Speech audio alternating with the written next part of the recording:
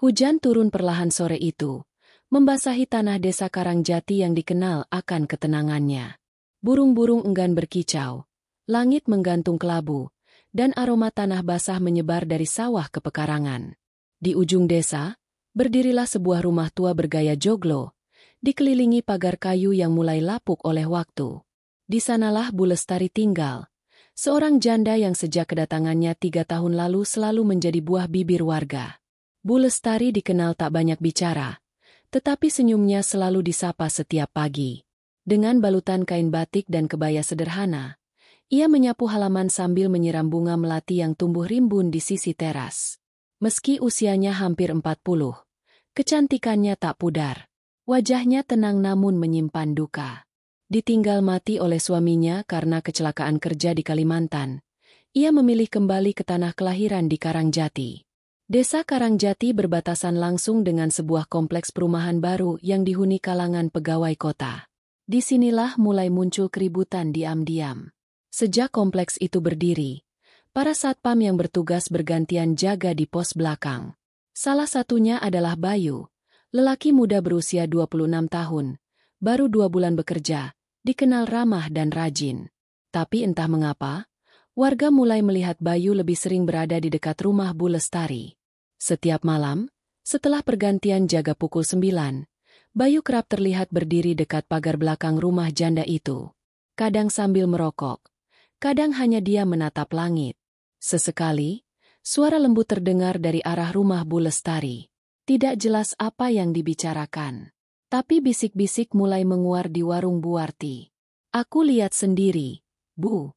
Bayu tuh masuk dari pintu samping rumahnya Lestari waktu hujan malam kemarin, kata Bu Sumarni pelan, sembari memotong sayur kangkung. "Waduh, masuk rumah janda malam-malam itu udah nggak bener, Bu," sahut Bu Warti sambil melirik kanan-kiri. Kabar cepat menyebar. Bahkan Pak RT sempat memanggil Bayu dan menegurnya secara langsung. "Bayu, kamu kerja sebagai satpam. Jaga sikap. Jangan bikin orang curiga." Bayu hanya mengangguk. Matanya sedikit redup menahan marah. Tapi ia tak membantah.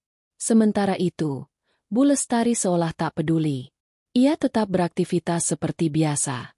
Memasak di pagi hari, menjahit pesanan tetangga, dan sesekali pergi ke pasar. Namun sejak hujan malam itu, sorot matanya tampak berbeda. Ada kegelisahan yang ia sembunyikan di balik sorot matanya yang lembut. Waktu terus berjalan. 2 bulan setelah hujan malam itu, sesuatu mulai berubah pada diri Bu Lestari. Tubuhnya tampak sedikit berisi, wajahnya pucat, dan ia mulai jarang keluar rumah. Para tetangga makin curiga. Sampai akhirnya, isu itu meledak ketika Bu Lestari jatuh pingsan di warung saat membeli kebutuhan dapur. "Pingsan, Bu. Cepet panggil bidan," teriak salah satu warga. Bidan desa datang tergesa, memeriksa dan akhirnya membawa Bu Lestari ke rumahnya. Tak butuh waktu lama, kabar itu sampai ke telinga seluruh desa. Bu Lestari hamil. Desa geger. Para ibu berkumpul di balai warga. Bahkan Pak RT dipaksa mengadakan pertemuan darurat. Nama Bayu pun langsung menjadi tersangka utama dalam gosip yang menyebar. Sejak kabar kehamilan Bu Lestari menyebar, Desa Karangjati berubah menjadi ladang bisik-bisik yang tak kunjung padam. Mata-mata warga menjadi lebih tajam dari sebelumnya. Tak ada langkah yang bisa disembunyikan. Setiap pintu yang terbuka, setiap tirai yang tersibak, selalu menjadi bahan pengamatan. Di warung Bu Warti, tempat biasa para ibu mengobrol sambil belanja kebutuhan harian, pembicaraan sudah seperti sidang pengadilan. "Janda kok bisa hamil? Pasti gara-gara itu, si Bayu," ucap Bu Jumirah sambil mengelus dagunya. "Ya Allah, astagfirullah, malu-maluin warga sini aja," sambung Bu Ramlah, matanya menyipit, penuh cemoohan. Tak satu pun dari mereka yang benar-benar tahu apa yang sebenarnya terjadi. Mereka hanya merangkai potongan-potongan peristiwa yang tampak, seperti teka-teki dengan gambar kabur. Dan nama Bayu tak pelak lagi menjadi pusat tuduhan. Di pos jaga belakang kompleks, Bayu duduk termenung. Seragam satpamnya tampak kusut. Wajahnya lelah menahan beban yang tidak ia mengerti sepenuhnya. "Bey, katanya lo yang bikin Bu Lestari hamil?" Tanya rekannya sesama satpam. "Tony, lo percaya omongan orang kampung?" Jawab Bayu datar. "Gue cuma nanya. Tapi jujur aja, bener gak sih?" Tony menatapnya serius. Bayu tak langsung menjawab. Ia memandang langit senja yang mulai merah, seakan mencoba mencari jawaban yang lebih tinggi dari segala tuduhan yang menimpanya. "Gue nggak pernah nyakitin dia. Tapi ya, hidup itu aneh. Kadang lo niat nolong, tapi malah dikira macem-macem." Ucap Bayu akhirnya, pelan. Sementara itu, Bu Lestari berdiam di dalam rumahnya. Wajahnya pucat, tubuhnya semakin lemah.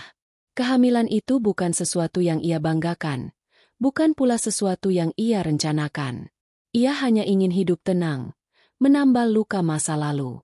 Tapi ternyata takdir membawa jalan lain. Malam itu, suara ketukan terdengar di pintu rumahnya. Pelan namun pasti. Tok, tok, tok. Bu Lestari berdiri dengan susah payah, membuka pintu, dan mendapati Pak RT berdiri di ambang. "Maaf, Bu. Saya hanya ingin bicara baik-baik," ucapnya. Di dalam rumah, pembicaraan mereka berlangsung tegang namun penuh kehati-hatian. Pak RT bertanya tanpa menghakimi, mencoba mencari kebenaran dari mulut yang selama ini diam. "Kalau memang benar, Bu, siapa ayah dari bayi itu?" tanya Pak RT akhirnya. Bu Lestari hanya terdiam. Air matanya jatuh satu persatu. Ia tak menjawab, hanya menatap lampu minyak yang bergoyang pelan. "Saya cuma ingin hidup tenang, Pak. Saya nggak mau hidup saya ditentukan oleh omongan orang," jawabnya akhirnya, dengan suara gemetar. Keesokan harinya, warga dibuat kaget. Bayu tiba-tiba berhenti kerja dan pergi meninggalkan kompleks. Tidak ada pamit, tidak ada penjelasan. Ia hanya menghilang, seperti ditelan kabut pagi. Bu Lestari pun semakin tertutup. Ia tidak lagi keluar rumah. Pintu rumahnya selalu terkunci, tirainya selalu tertutup. Hanya suara tangisan kadang terdengar di malam hari, di sela gemuruh hujan yang kembali rajin turun.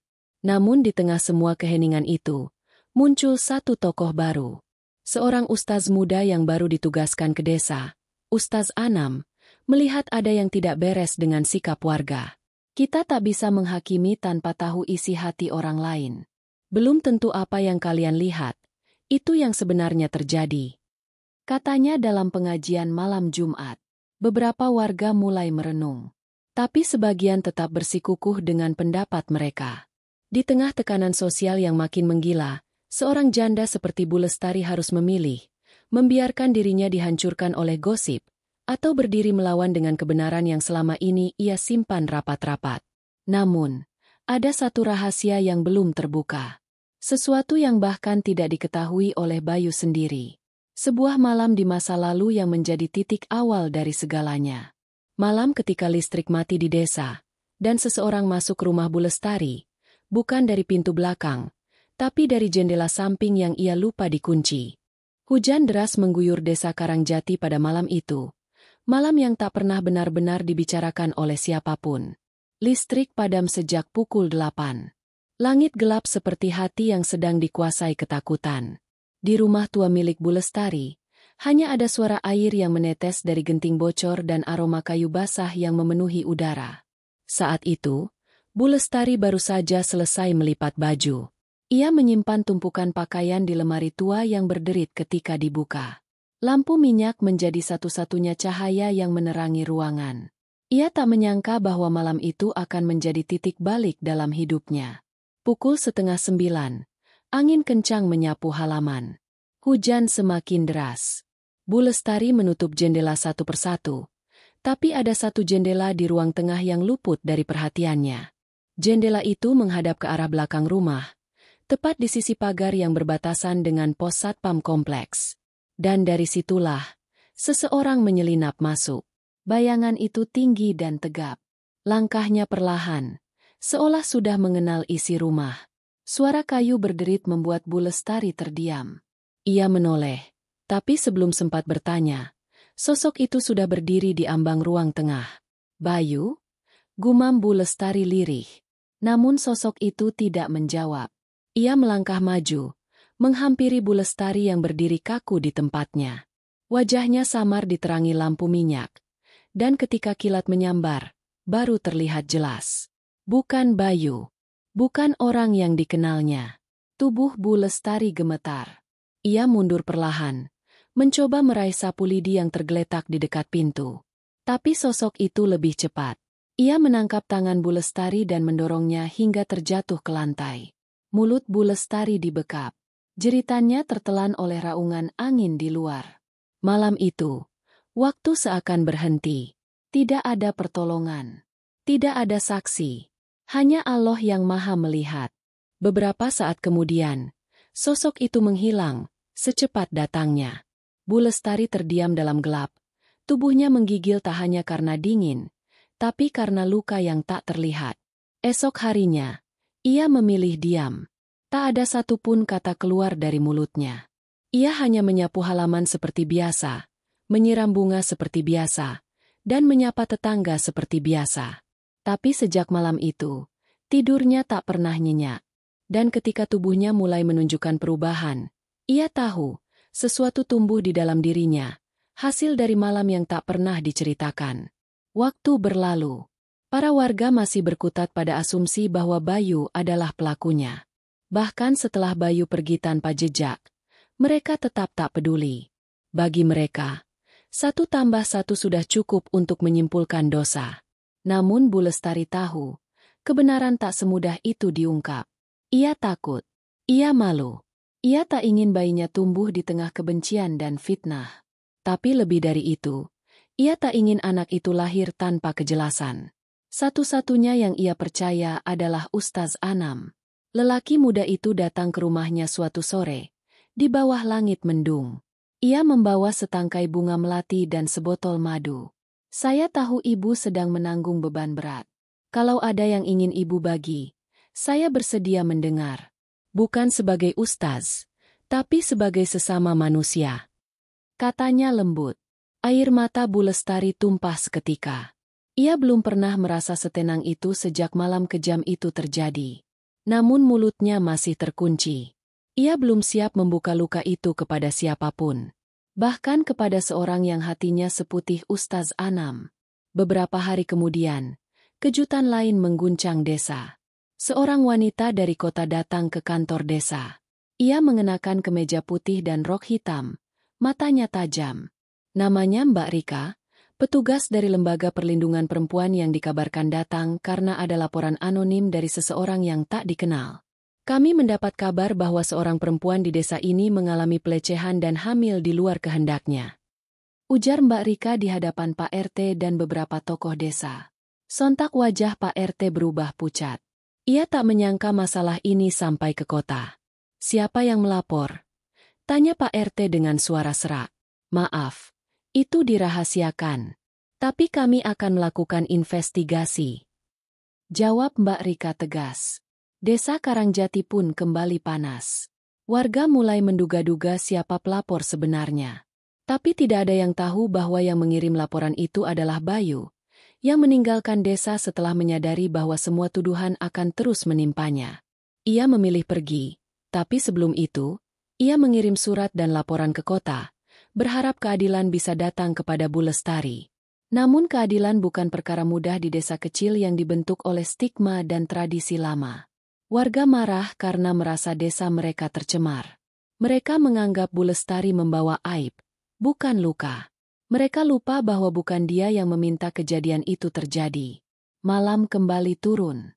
Di balik tirai rumah, Bu Lestari duduk di samping tempat tidur, memegang kain putih kecil yang ia jahit sendiri. Tangannya gemetar, tetapi matanya mantap. "Nak, ibu tak tahu siapa ayahmu. Tapi ibu janji, kamu akan lahir sebagai manusia terhormat," bisiknya lirih. Di luar, suara jangkrik kembali terdengar. Seperti biasa. Tapi di balik keheningan itu, cerita masih belum selesai. Karena pelaku sesungguhnya masih bebas berkeliaran di desa, mengenakan wajah yang sama dengan para lelaki baik-baik lainnya.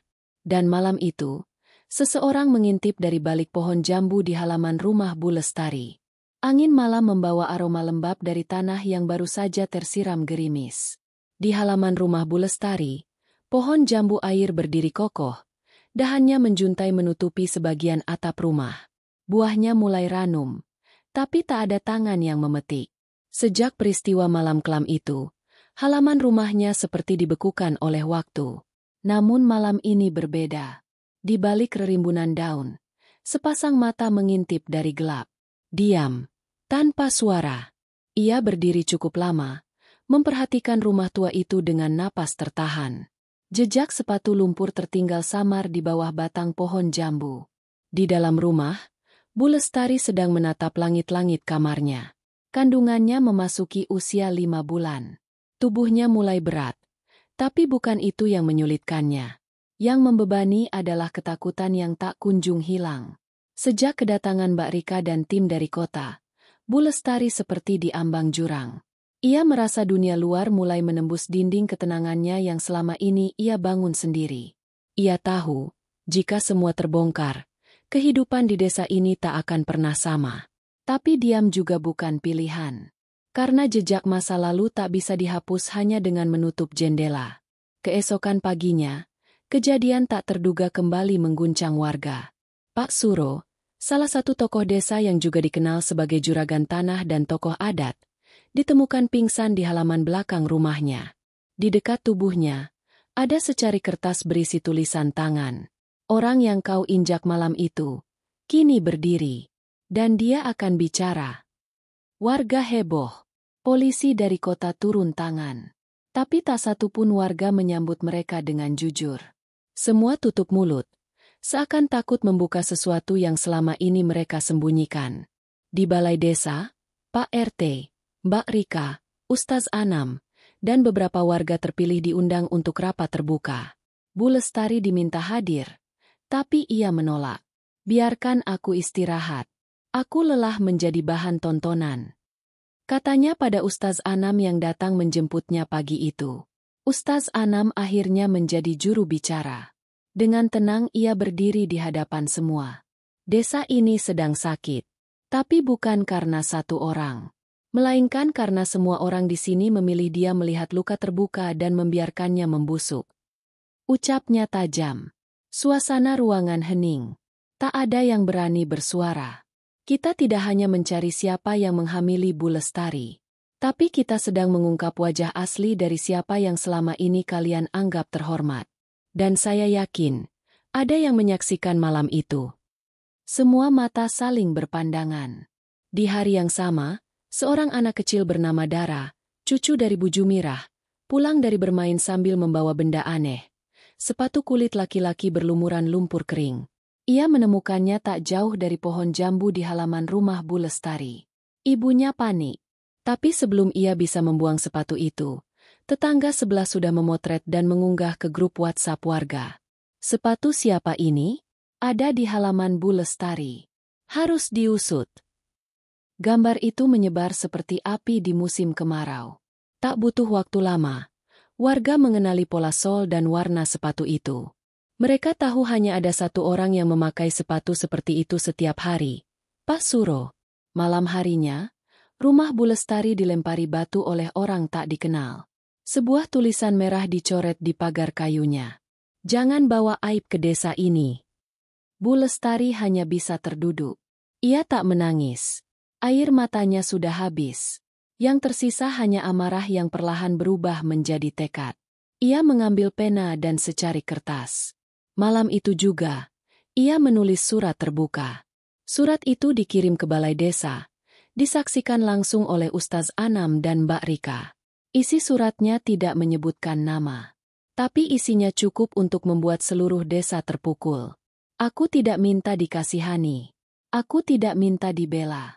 Aku hanya ingin anakku lahir tanpa dibayangi dosa yang bukan ia pilih. Malam itu aku disakiti.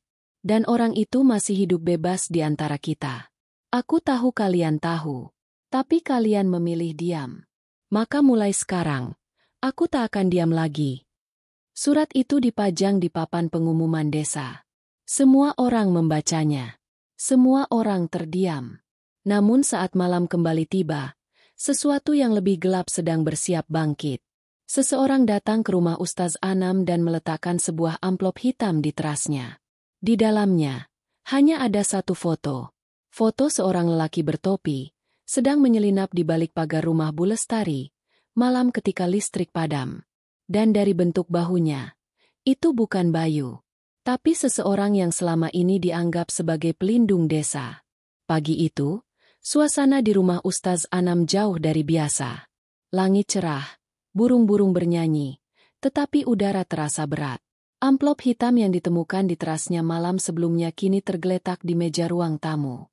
Foto di dalamnya menampilkan bayangan sosok lelaki dengan topi bundar, mengenakan jaket gelap, melangkah diam-diam di sisi pagar rumah Bu Lestari. Ustaz Anam mengamati dengan teliti. Bayangan tubuh itu, lenggak jalannya, siluet wajahnya dari pantulan cahaya kilat, semua mengarah pada satu nama. Lelaki yang selama ini dianggap tokoh utama di desa. Orang yang namanya dielu-elukan saat perayaan 17-an. Orang yang selalu duduk di barisan depan musola. Pak Suro. Ustaz Anam menutup foto itu dengan gemetar. Bukan karena takut pada Pak Suro secara fisik, tapi karena ia tahu melawan seseorang yang dihormati oleh sistem nilai desa adalah seperti menantang akar sebuah pohon besar. Sekali dicabut, bisa merobohkan seluruh tatanan. Namun ia tak bisa diam. Sore itu, Ustaz Anam mengundang beberapa tokoh muda desa, termasuk Ketua Karang Taruna, LPMD, dan Kepala Dusun. Mereka berkumpul diam-diam di belakang musola. Di hadapan mereka, foto itu disebar di atas tikar. Semua menatap lekat-lekat, mulut terkatup, pikiran berkecamuk. Kita harus pastikan, kata Arwan, Ketua Karang Taruna. Kalau ini benar, kita berhadapan dengan sesuatu yang lebih dari sekadar aib, sambungnya pelan. Diskusi malam itu tidak menghasilkan keputusan besar. Tapi benih keraguan mulai tumbuh di antara generasi muda desa. Mereka yang selama ini hanya mengikuti arus, kini mulai mempertanyakan arah. Di tempat lain, Bu Lestari kembali didatangi Mbak Rika. Kami butuh kesaksian ibu. Kami butuh suara ibu sendiri, bukan hanya surat, ujar Mbak Rika tegas. Bu Lestari memandangi jendela. Angin menerpa tirai tipis yang menggantung sejak dulu. Ia mengangguk pelan. Kalau memang harus, aku akan bicara. Hari berikutnya, Balai Desa Karangjati dipenuhi warga. Ini bukan rapat rutin. Ini adalah panggilan untuk klarifikasi langsung dari pihak perempuan yang selama ini menjadi korban rumor dan cemoohan. Bu Lestari datang dengan langkah lambat. Perutnya mulai besar, tubuhnya tak segesit dulu. Tapi tatapannya tenang. Di hadapannya duduk para tokoh desa, termasuk Pak RT, Pak RW, dan tentu saja, Pak Suro. Ruangan itu sunyi ketika Bu Lestari mulai bicara. Malam itu, aku pikir orang itu datang untuk menolong. Tapi dia datang dengan niat lain. Dia bukan orang asing. Aku kenal dia. Kami semua kenal dia. Tapi aku tak menyebut namanya. Biarlah Allah yang membukakan siapa dia sebenarnya. Detik itu, mata semua orang mengarah pada satu titik. Dan Pak Suro, untuk pertama kalinya, terlihat tak nyaman. Ia berdiri, mencoba menyangkal. Ini fitnah. Saya tidak pernah melakukan hal itu. Tapi suaranya bergetar. Keringat membasahi pelipisnya. Dan di saat semua nyaris kacau, suara Ustaz Anam memecah kebisuan. Kalau memang Bapak tidak bersalah, mari kita periksa lebih jauh. Ini buktinya, katanya sambil mengangkat foto dari amplop hitam itu. Pak Suro menatap tajam. Wajahnya memerah. Ini palsu. Ini editan. Fitnah. Teriaknya sambil menghentak meja. Namun sebelum amarahnya meledak lebih jauh, seorang wanita tua berdiri dari sudut ruangan. Wajahnya keriput, suaranya serak. Ia adalah Mak Warni, mantan pembantu rumah tangga Pak Suro 2 tahun lalu. Saya tahu siapa dia. Saya tahu karena saya pernah lihat sendiri kebiasaannya masuk ke rumah orang lewat jendela. Dulu waktu istri beliau masih hidup, saya sering dengar cekcok karena kelakuannya itu. Semua terdiam. Dan hari itu, keheningan berubah menjadi guncangan. Pak Suro dibawa ke kantor polisi kota untuk penyelidikan lebih lanjut. Warga terpukul. Tokoh panutan mereka ternyata menyimpan wajah lain. Wajah yang selama ini bersembunyi di balik hormat dan salam. Bu Lestari pulang ke rumah dengan pelan. Wajahnya tenang. Tidak menang. Tidak kalah. Tapi bebas. Di kamar tidurnya, ia memeluk perutnya yang membulat. Kita sudah lewati gelap pertama. Nak, tapi jalan ini belum selesai. Di sisi lain desa, Bayu kembali menginjakan kaki di Karangjati. Kali ini bukan sebagai satpam, tapi sebagai saksi yang akan memperkuat kasus. Dan di balik jendela musola, Ustaz Anam menatap langit yang mulai redup. Malam akan datang lagi. Tapi sekarang, semua tahu, kegelapan bukan tempat yang aman untuk sembunyi. Pagi itu, langit di atas desa Karangjati memancarkan warna keemasan. Matahari terbit perlahan dari balik bukit, memantulkan sinarnya ke sawah-sawah yang basah oleh embun. Udara terasa lebih hangat dari biasanya. Seolah alam tahu, hari ini adalah hari yang berbeda. Di rumah joglo tua di ujung desa, suara jeritan terdengar pelan namun jelas. Beberapa warga yang melintas mempercepat langkahnya. Sebagian melirik, sebagian hanya menunduk, pura-pura tidak tahu. Di dalam rumah itu, Bu Lestari sedang melahirkan. Tak ada bidan desa. Tak ada keluarga. Yang ada hanya Mbak Rika dan seorang relawan kesehatan perempuan dari kota yang sengaja datang untuk berjaga. Di sisi lain ranjang, Ustaz Anam berdiri sambil menggenggam tasbih, berdoa dalam hati agar semua berjalan lancar.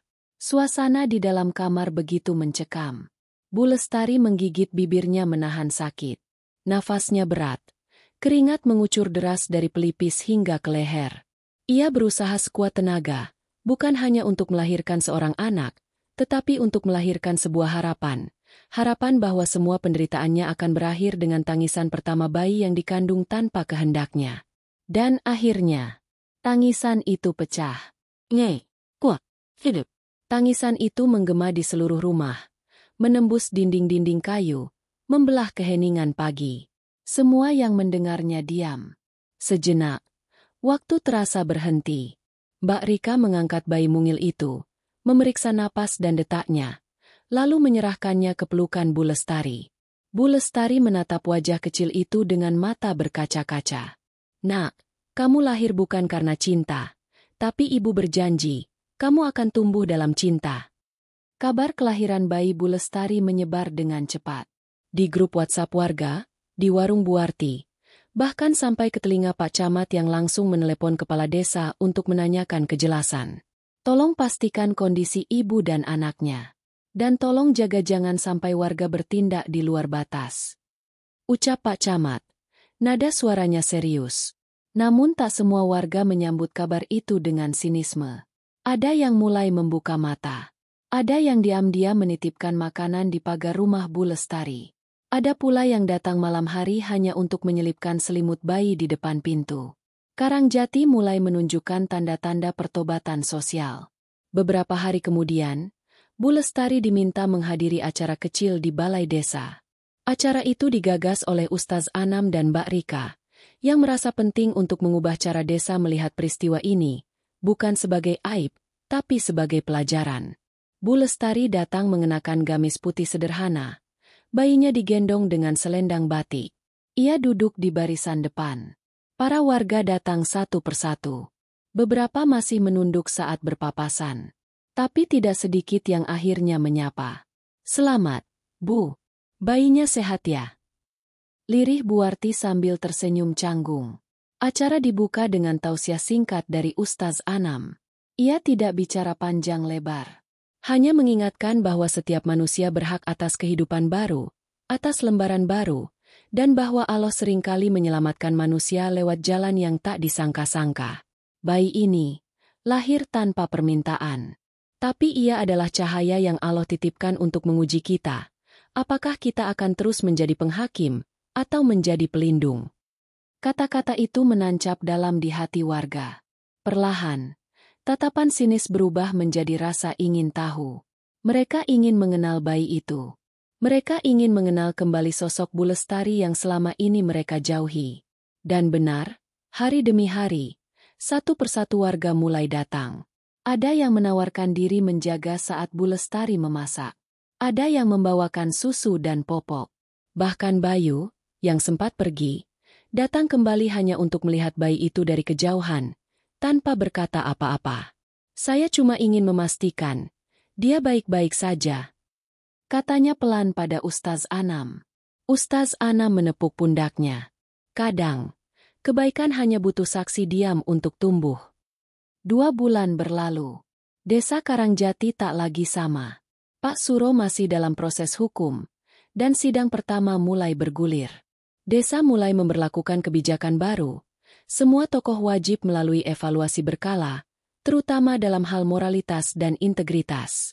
Bu Lestari kini menjadi simbol keteguhan hati. Ia tidak hanya menjadi ibu dari seorang bayi, tetapi ibu dari sebuah perubahan. Ia sering diminta mengisi acara di posyandu, memberikan pelatihan menjahit, bahkan menjadi narasumber dalam acara perlindungan perempuan di kecamatan. Anaknya diberi nama Nurhuda, yang berarti cahaya petunjuk.